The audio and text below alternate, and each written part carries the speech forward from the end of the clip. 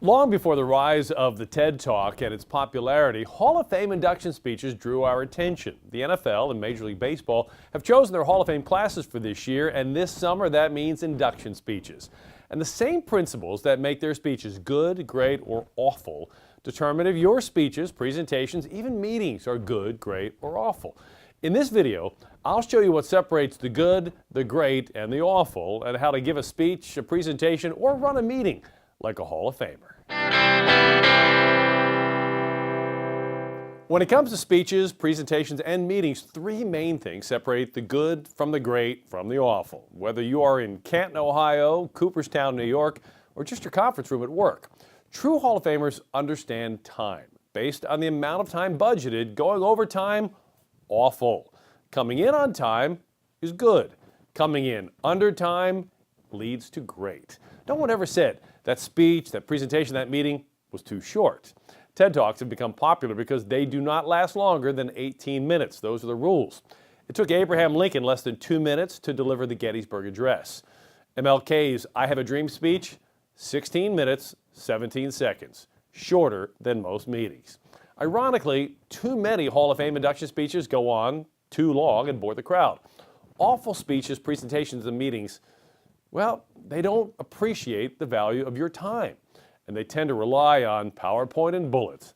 Deadly. Hall of Famers use stories. Good presentations rely on stories, but the presenter reads the stories. Great presentations involve storytelling, not story reading. In his Hall of Fame speech, Deion Sanders told the story of how he became a punt returner while playing high school football. He was in line for a punt blocking drill, and the kid in front of him dove in front of the ball, whacked him right in the face, split his chin wide open, blood pouring down his jersey. Deion calmly turned to his coach and said, "Hey, coach, okay with you if I give punt returning a try instead?" The rest is Hall of Fame history. And finally, the best Hall of Famers deliver unexpected content. The most awful Hall of Fame speech I have ever heard was Gary Carter, the former Montreal Expo, who used the pronoun I about 100 times and recapped his entire career. I could have Googled that. Awful. Cal Ripken Jr. spoke in his induction speech about how his father made him a better parent, not just a baseball player. And longtime player and broadcaster Bob Uecker talked about how his family knew so little about money that when a baseball scout told him about a signing bonus, his father thought he had to pay the scout to sign his son. That's unexpected content.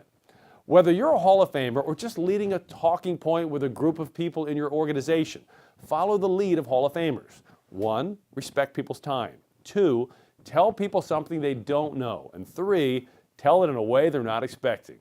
Otherwise, don't waste their time. Just send an email. Do those 3 things and your next meeting, presentation, or speech has a much better chance of being great. And if you would like your team to learn how to do it all that and more, send me an email at jerry@sanduskygroup.com and I'll share with you information about our seminar, Presentation Transformation, that will help you engage, amaze, and influence your audiences.